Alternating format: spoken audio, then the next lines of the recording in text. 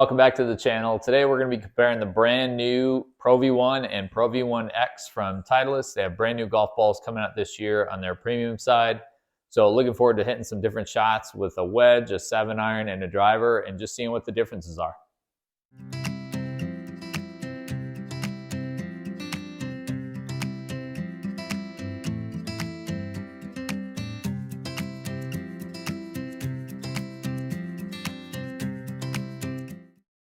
All right, so for 2023, brand new golf balls this year from Titleist.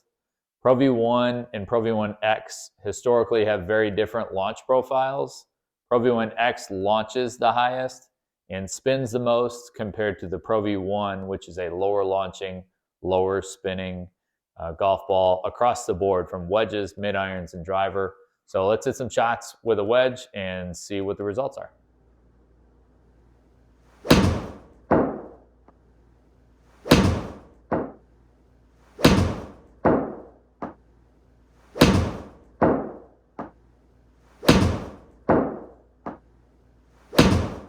All right, so looking at wedges, hitting a 58 degree, we have your shot dispersion here on the left, pretty consistent. And then your average numbers with each on the right. Looking at the Pro V1x that historically launches higher and spins more, not necessarily big differences between these in terms of the launch angle. They're only 1/10 of a degree different. But look at that. I mean, that's 400 to 500 RPMs different. That is massive for an 88 yard, 90 yard shot. I mean, that is a huge change. 400 to 500 RPMs is more than I ever anticipated. Granted, this is over, like how you said, this was over a full swing, right? 12,000 RPMs in general is, I would say, on the too high of end for a 58 degree wedge. Yeah, if we scroll over and we look at your carry in total, your carry on both is more than your total, which means that ball is spinning back quite a bit, and that creates some problems if if you're focused on your carry distance or your cover distance of covering to the front of the green, you're going to spin the ball back off the green. So looking at those, Titleist has a couple different options outside of what we're looking at today with a left dash, left dot, and AVX that might be worth exploring just from the wedges, because like you had said, when you're looking at tour players and getting fit for a golf ball, the majority of them are getting fit from the wedges and then going further out, right? They're starting from 20, 30 yards off the green and then moving out from there, because their performance characteristics for the wedges are so vital for them to be able to score well, that it really starts with the highest priority around the greens and then move out from there. And see what the variance is between the Pro V1 and the Pro V1x.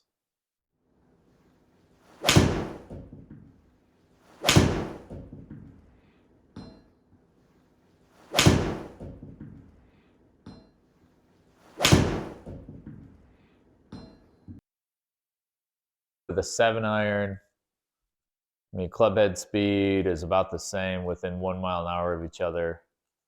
Ball speed is different, right? 1.5 miles, almost 2 miles an hour faster with the Pro V1x, which makes sense. Pro V1x is a little firmer golf ball. Ball speeds are probably going to be a little faster across the board. Your launch angle is a little high on both. PGA Tour average is about 16 degrees, but you're typically a little higher ball hitter. Yeah. But the flight characteristics, you're less than a degree, about 1/2 of a degree different in terms of your launch. I mean, spin rate's like 50 RPMs different. You're 1 foot different in terms of apex. Curve is going to be fairly consistent within 2 feet of each other. But because that ball speed is a little faster with that Pro V1x, right, your carry distance and your total are just barely farther. You're about 1 to 2 yards farther on each. Yeah, and that based on just those numbers, I mean, they're pretty similar across the board. That just comes down to, for me, a feel preference more than anything, and I guess an acoustic preference, because we can't get over how much more clickier. The X sounds more than the regular. But I tend to like that feel. So right now I'd be leaning towards the X just based on a feel perspective, because they are so similar through that 7-iron. Making a difference on the wedge side, not so much in the mid irons, but let's take a look at driver and see what changes we see there.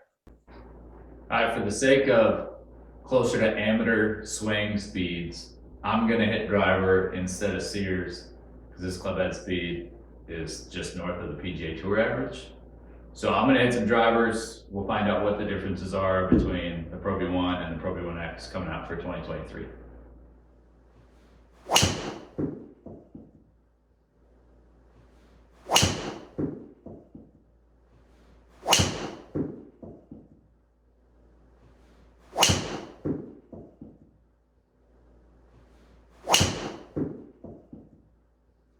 All right, so looking at club head speed and ball speed's up about 2 miles an hour with that Pro V1x. Just like Titleist says, the ball should launch a little higher with a little bit more spin.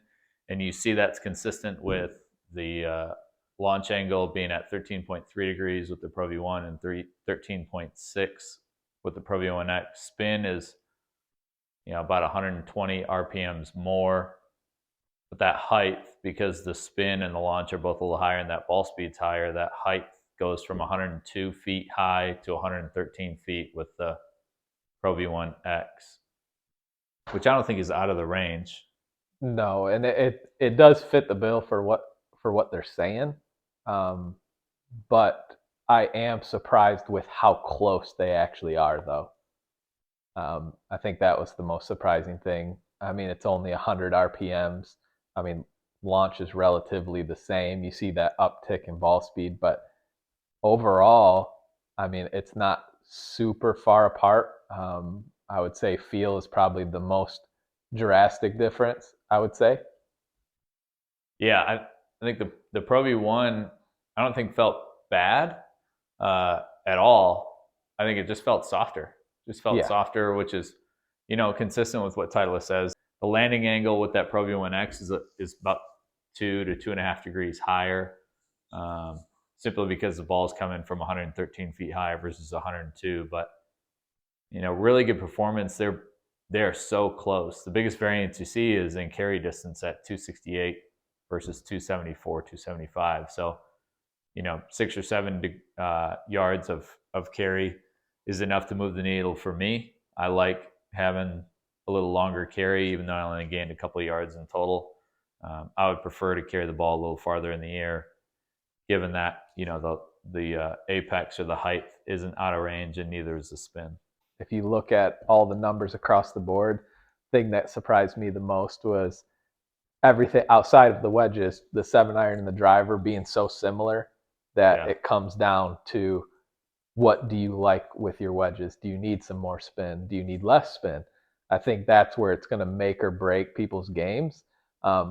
Overall, with the upper part of your game, it just didn't seem to be such a big difference anymore than what it has been in the past.